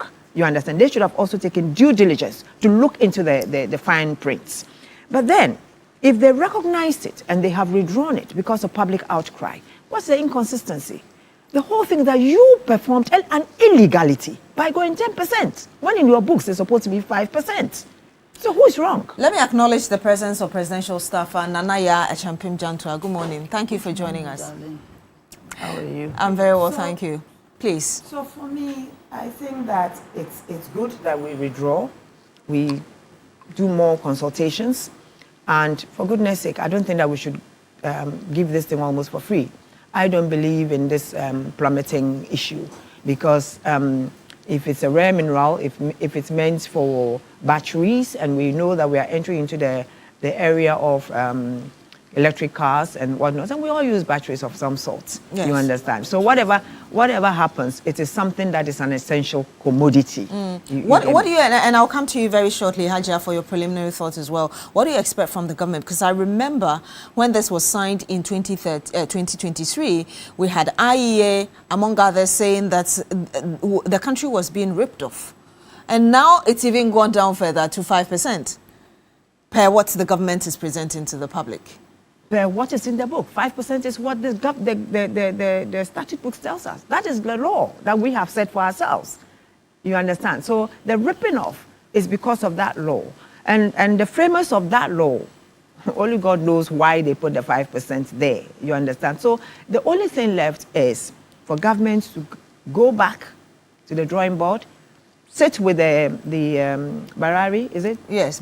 Limited, DV, and then discuss how best we can all have a win-win situation. Because I'm sure they are also going to kind of like feel like, oh, well, we discussed this and now we're going to ask us to pay more, and probably it will not go down well with them. So maybe government should just sit down again, let's renegotiate, let's amend the laws or whatever. If it means bringing out new laws, let's do so that we can get the best out of this lithium deal.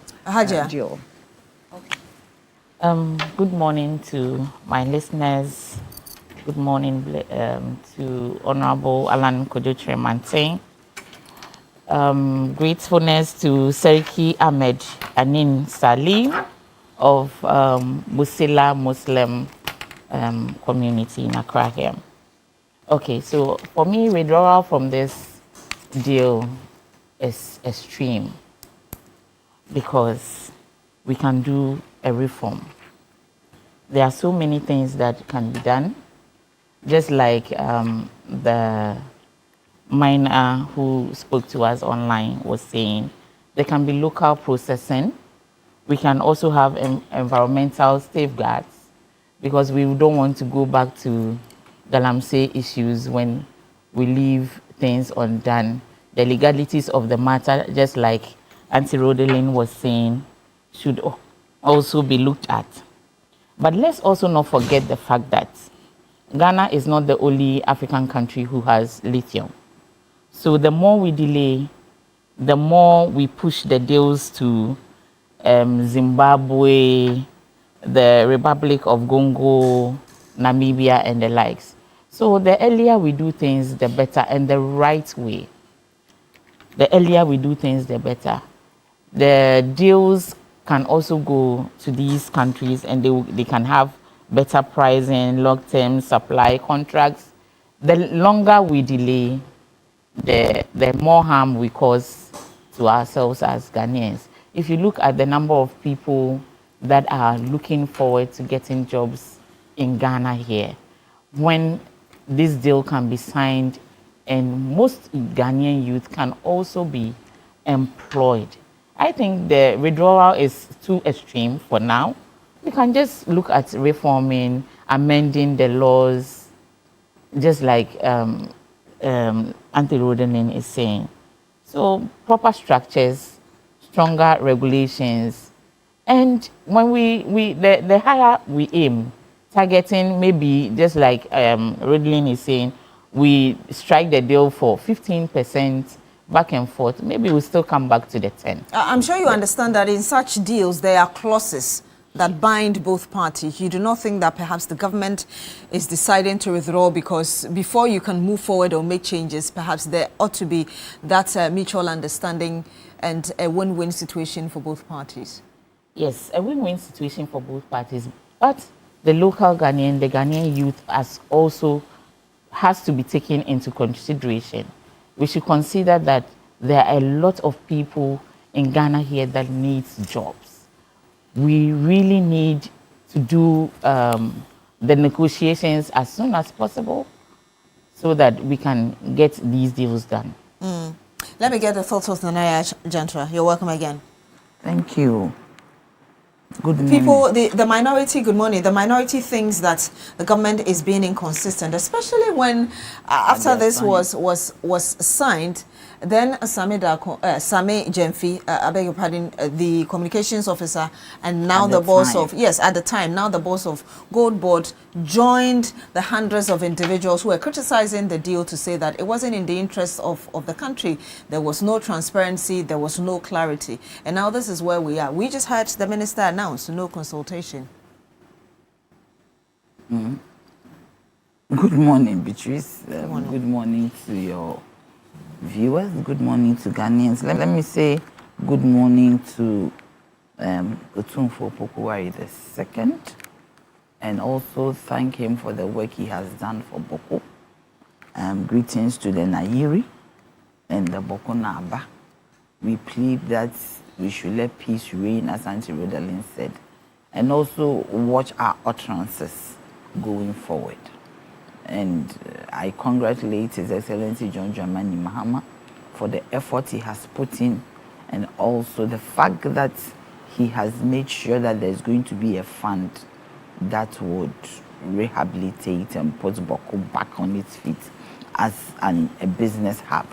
But beyond that, I also pleading with business people to also try and set up some companies so that the people of Boko and its environs, after this devastating effect, can get some jobs to do. Now to lithium.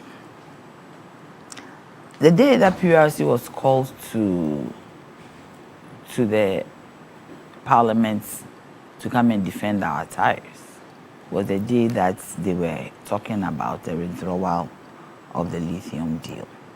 But as I sat at the back, I asked the question, why don't they also look at the law in tandem with the issues of withdrawal? Why don't they go into the law to see what are in the clauses that has made this deal be the way it is? But the issue is that for me as Nanaya Champim Jantua, not as government, I believe there is a need for us to look at these deals very critically, because it is for Ghana and it's for Ghanaians. Most times these businesses that come in to mine our resources take more away than we get. So and sometimes it beats my mind that anybody will tell me that a single businessman, a conglomerate or a consortium has more money than a sovereign state, which has all the minerals, which has all the resources therein. Sometimes it beats my imagination.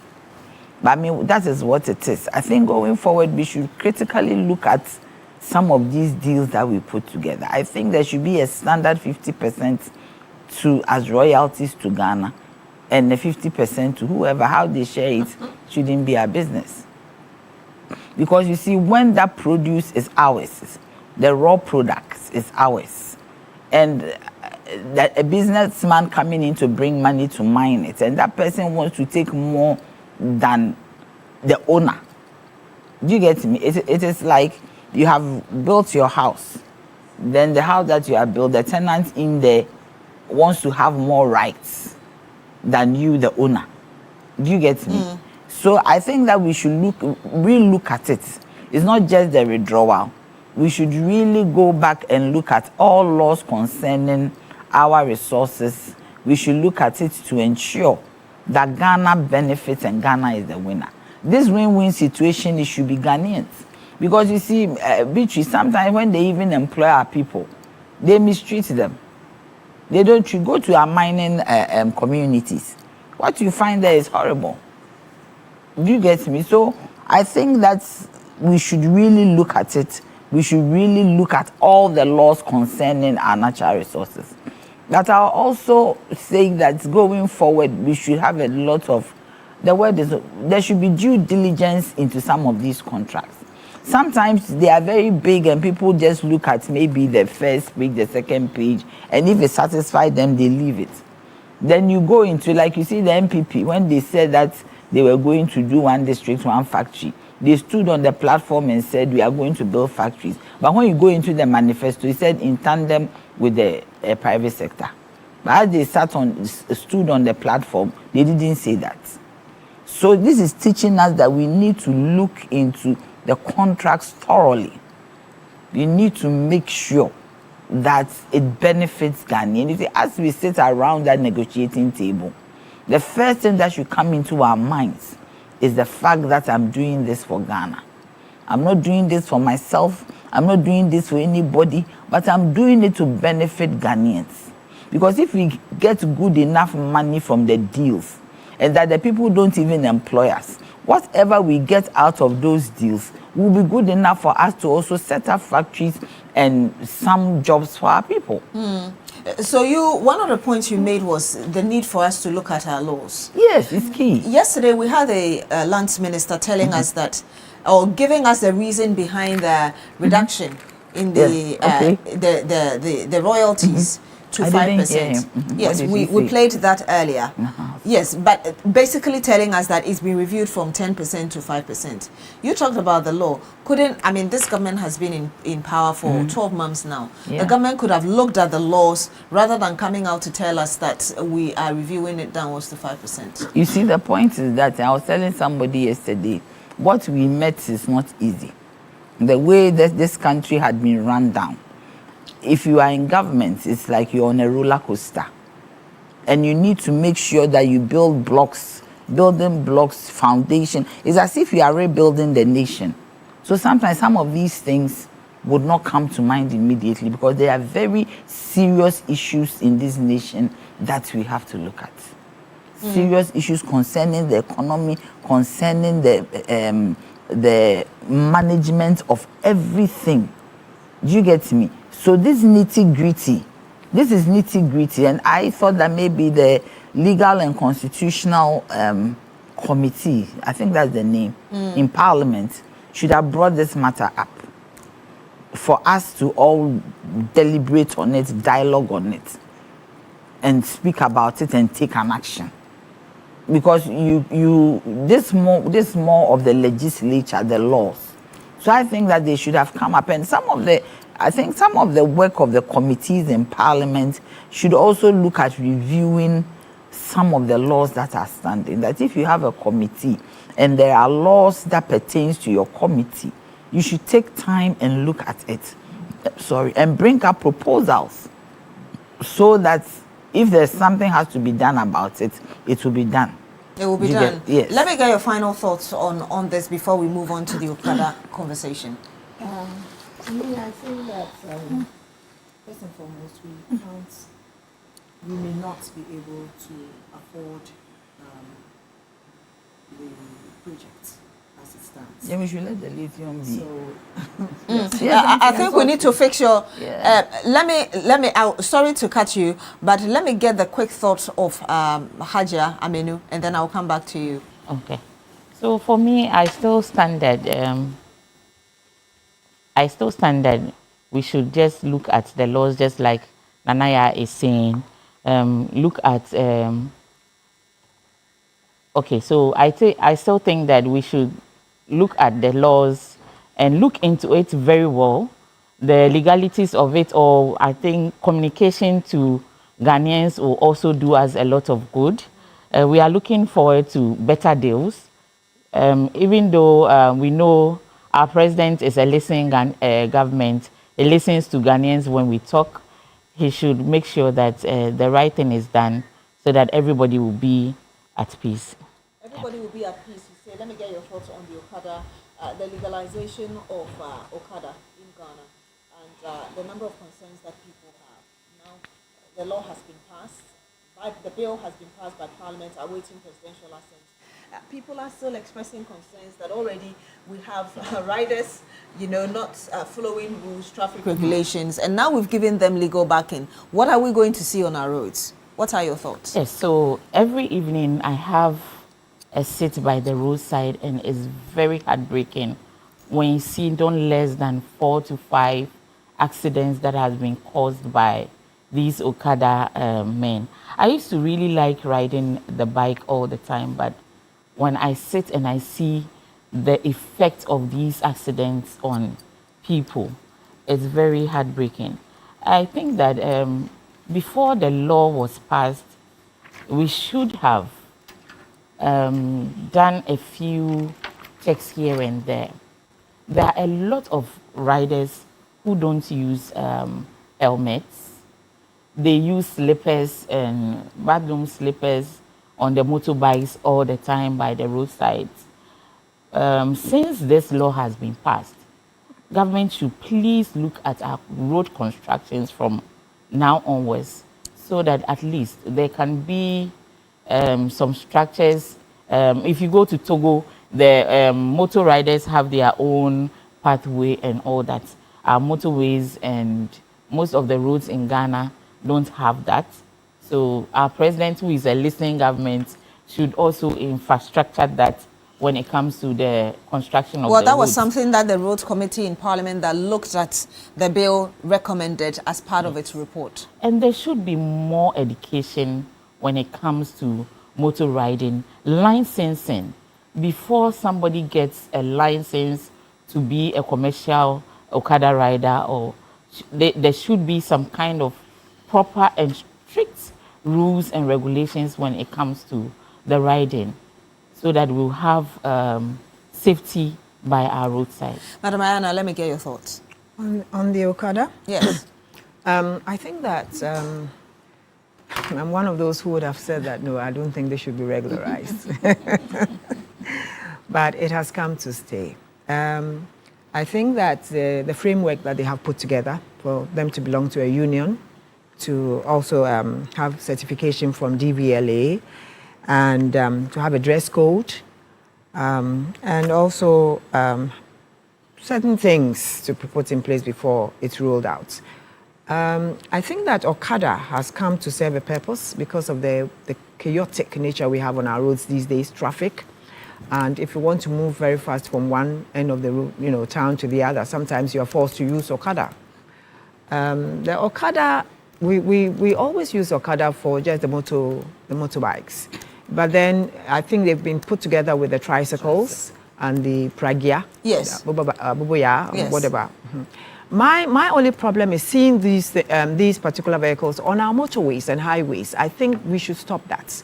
We can't afford to have pragya and tricycle on a motorway. There was a directive earlier in the previous government, but they still disobeyed. So it just means that we are not implementing it. But we should stop. We should let them understand that you can't have that. The motorway was built in such a way that, until I think it was when they were doing the Teshidungwa, the beach road, that was when we allowed trotros to even ply on the motorway. Trotros and other transports were not allowed on the motorway, because it's supposed to be a fast lane for fast car and for important things. But we have allowed it. But these days we are seeing these. And then also the way the riders go, we have to educate them. I think that we shouldn't take for granted that they all know how to ride. Yes, you may know how to ride, but you may not know the rules and regulations governing the usage of the roads. So they must also go to school, even if it's for 2 weeks. You understand? To be taught road signs, to be taught courtesy on the roads, the etiquette that you have to exhibit on the road as a rider. Because for some of them, you find some of them being rather very unruly. They don't like discipline. They ride anyhow. And you should also recognize the fact that it's not just Okada riders who ride motorbikes. People also ride motorbikes. They are not using it for commercial purposes. Mm-hmm. Okada is a commercialization of it. So all these things, do people go to learn how to ride? I don't think so. We just pick up and then from our homes and friends we learn. So we should have proper a legal framework, so that we know that when an Okada hits you, a person, insurance. for that person to be able to at least acquire something. Or when they go scratching our cars, hitting our cars, taking off. And the crime that these motorbikes also are used for. We have to be able to, I hope, actually, since the law has been passed, I just hope that they did a lot of work and that we are going to see some of these things in that law.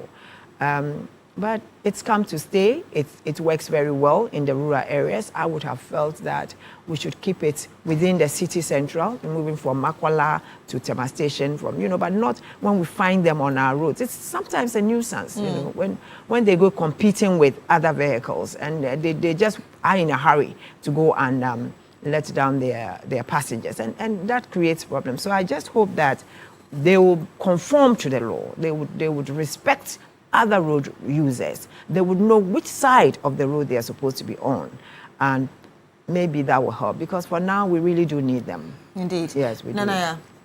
Thank you very much. The Okada riders are a necessity, and they can also be a nuisance. You see, the good thing is that His Excellency John Dramani Mahama made this promise to us that Okada riders, the Okada business will be legalized and regulated. And it is always good that we regulate what they do. As part of the law, there's training for them. There is a lot of work that will be done on them. And even the new roads, as Hajia was saying, would have these pathways for the old ones. We cannot rebuild. I wish maybe we could open the sides, the medians. Well, I spoke with the Mm-hmm. DVLA acting Director General Abraham Amaliba on Tuesday on Agenda, and he said that road safety. I beg your pardon, road safety, and he said that for now they will have to be sharing the same routes with us. Yes, and that is where it is a challenge. It is. Because you see, apart from training, they also need counseling. Because sometimes the way these Okada drivers behave on the road, you wonder if everything is all right. Because I ask myself, this is your life that you are joking with. Do you get me? So I think there should be also counseling. You should find out the mindset of the people who are riding this Okada. The law has been passed. Congratulations to government. I am in government and I'm happy. But I am also saying that we should look at the people.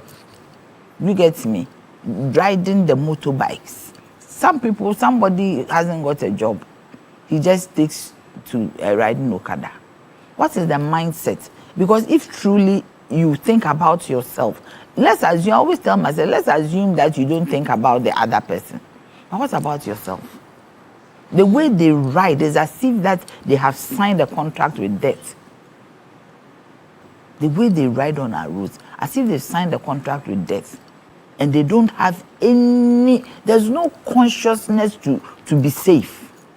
And if you see this kind of attitude they exhibit on the roads has to do with them alone, then you know that it is okay. When you look at the bill, it talks about the fact that from the 1st of January 2026, the DVLA will now be mandated to issue new number plates to these motor riders.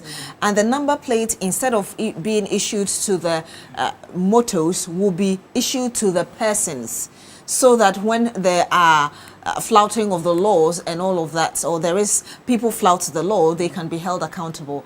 How do you think that would help to keep sanity on our roads? You see, the point is that a motor vehicle rides faster than a car. So, for granted, at 37 traffic lights, I'm using myself as an example. I won't use anybody. A motor rider hits my side mirror. And it's hanging. I was mortified because that side mirror is not cheap. And it's gone. Yeah. Happened to me too. We need to look at some of the person is gone. I cannot chase it. A policeman was standing there. He was just confused. The motor rider just passed him. Fast. He did not even notice that he has hit somebody's side mirror. That's why I said they need counseling. They should even give them speed limits. And the police should be up and doing. Because in this case, the rules that we have put there, when sometimes you see some of the people riding, or you even speak to them, they don't even understand that what they are doing is wrong. Do you get me? And they are dying like something. They are dying like something. Yesterday, I saw a motor rider with a passenger without a helmet. And if you go to the northern parts of our country, some people can put 3 children on a motorbike without helmets. Do you get me? Yes. So we really need to look at this. The law has been passed, is good. It will allow them to have certification. It will allow them to have licenses. It will allow them to be regulated. But beyond that, how do we check their behavior on the roads?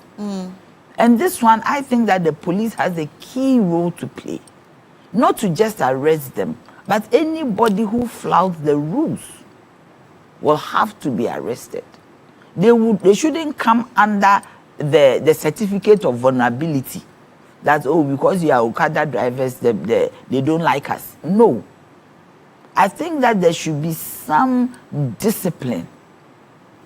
And that's for, now that the law has been passed, I think that we should halt Okada services for maybe a day or 2 days. Get all of them. They have a union. They have an association which will be unionized. Put all of them in a room or in batches. Find counseling for them. Speak to them. Look at their mindset. If you are going for your licensing, there should be somebody there to speak to you to see your mindset if you can write. We've had reps of that association, yes, or the union, yes, saying that the members would be educated and trained so that they know what to do. When they came to my office, I told them, point blank, that the way your members behave on the roads, it is not good. They are hurting themselves and they are hurting other people. I went to one of your stations on a Saturday. I was coming, and a motorbike, a car had just lifted the rider and the bike, and they were under his car. The human being and the bike. The person hits them. It's possible they just crossed the person anyhow. And the guy was driving at very high speed. So with the human being. Survived? I don't know whether they survived, but the human being and the bike under his car, will you survive?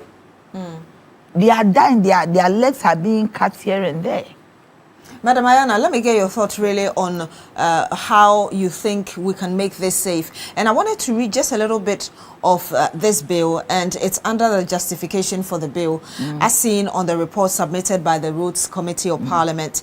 The second paragraph says that the amendment to the Road Traffic Act 2004, Act 6A3, and the Road Traffic Regulation 2012, LI 2180, is therefore necessary to enhance road safety, modernized transport operations, and align national standards with emerging global practices.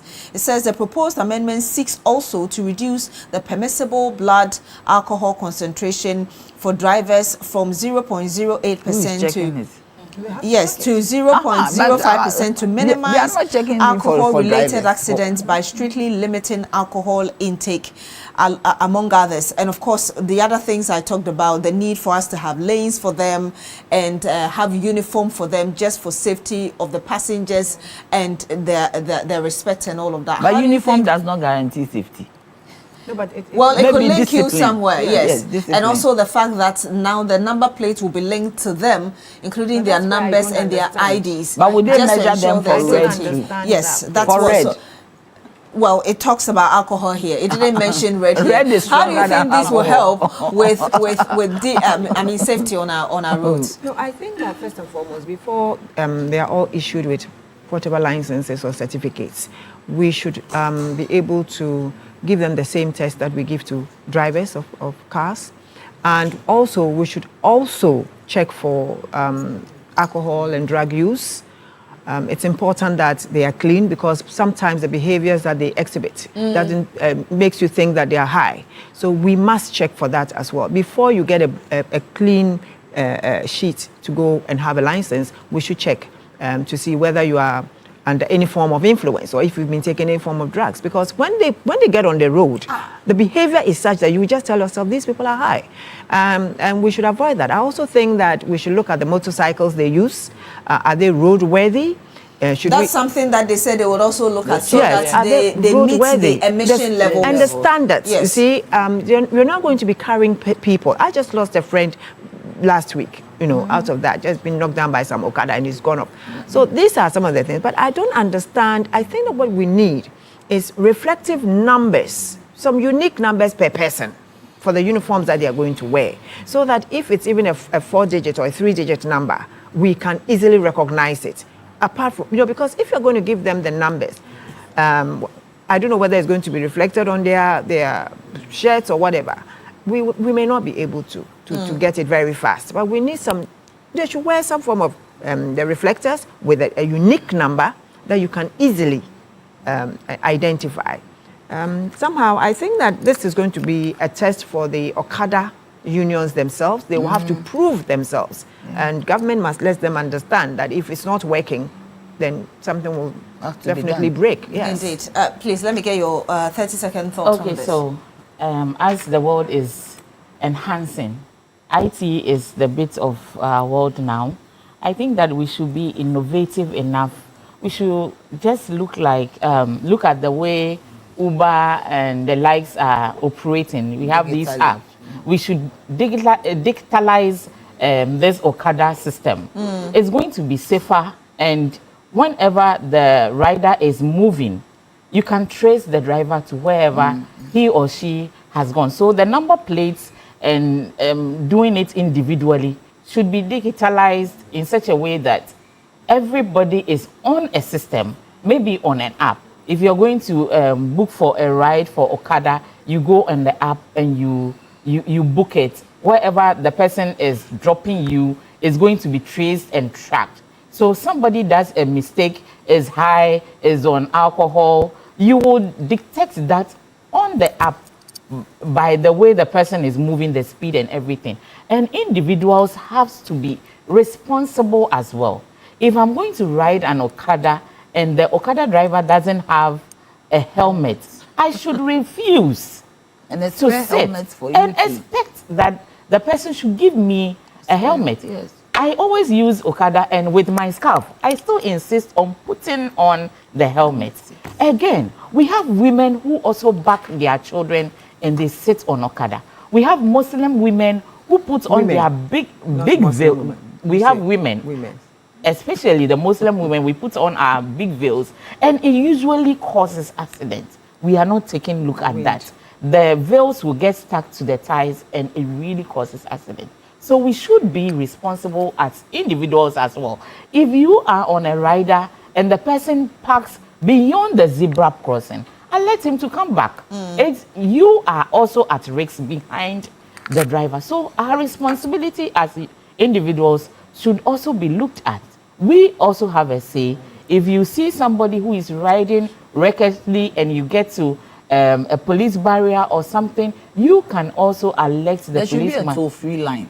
Exactly. That we can call. I realize, Madam Ayana, you want to come in briefly. Yes, I just want to say that all these things we are saying, the group that is responsible for us is the police. The police on our roads. Yes. Yeah. Because they have to make sure that they check these people. Indeed. Now, if the police are in bed with them, and the riders 1 and 5 CDs and 10 CDs and then let them go, because sometimes you even meet a truck on our roads, no lights, no reflectors, nothing, and the person must have driven in front of a police officer. So unless the police too are made aware, that we will also hold them responsible if we find these people on our roads, sort of driving recklessly or dangerously. At the end of the day, it's the Ghana Police Service that will have to defend. Indeed. There's a message from Stephen Penwa. Good morning, bitches. The illegality surrounding the previous negotiations will not be allowed to stand. So he's talking about the lithium deal. Ghana has paid too many judgment debts in the past because of such reckless agreements. The current law provides for 5%, nothing more, nothing less. Coming from Stephen Penwa. Musa Abdul Fatah says, TV3, you're doing a great job for Mother Ghana. Thanks. That's on YouTube. Facebook. Bike Uber is what they are using in Thailand, Indonesia, and some Asian countries like Uber cars. And also there is another message coming in from, Bliss Abound says, I saw an Okada rider at Achimota carrying a double-door fridge and maneuvering through the traffic with it. Most of them need serious psychiatric evaluation. Yes, there is. They need counseling. Yes, there's Prince Nanaya York says, good morning, Beatrice, and to your panelists. We shouldn't always be in a haste to get foreign companies to be mining every mineral resource discovered in the country. We can secure the resource beneath our own soil and develop the necessary capacity to extract it independently. It's time to hold foreign agreements that offer us mere scraps while we have the potential to reap for greater benefit ourselves. This approach would ensure long-term economic sovereignty and maximize national revenue from our national resources. Moreover, investing in local mining expertise now will create jobs and build a sustainable industry for future generations. Coming from Prince Nanaya York. Thank you for sending in all the numerous messages. And well, that'll be it for the big issue. Thank you very much. Earlier, we spoke to Seth Wolashime, mining consultant. He joined us on the phone. Thank you for joining us. Nanaya Achampim Jantwa, presidential staffer. Thank you so much for joining us as well. Madam Rotelini Moro Ayana, public interest advocate. It's always great to have you here. Thank you for joining us. And of course, to you, Hajia Gloria Menu, National Women's Organizer, United Party. Thank you very much for joining us as well. My name is Beatrice Edu. I want to say a big thank you as well to Eddie Joy for my costume. Eddie Joy can be located at Dansoman, also at East Legon and on the La Road. Well, if you want to look smart and fashionable, visit any Within boutique nationwide today. Within offers an amazing collection of authentic African fabrics and ready-to-wear that come in beautiful designs and colors for men and women. With Within, you get creative and versatile with your designs.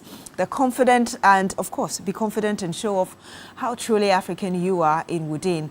Go to a Within boutique near you today and choose from a variety of trendy products to complement your unique style. Follow Within Fashion on Facebook, Instagram at Within Fashion and TikTok at Within_fashion, Within Le Créateur. And thank you so much for being with us. My name is Beatrice Edu. We're back with that exclusive interview with the Foreign Affairs Minister Samuel Okudzeto Ablakwa. Stay with us.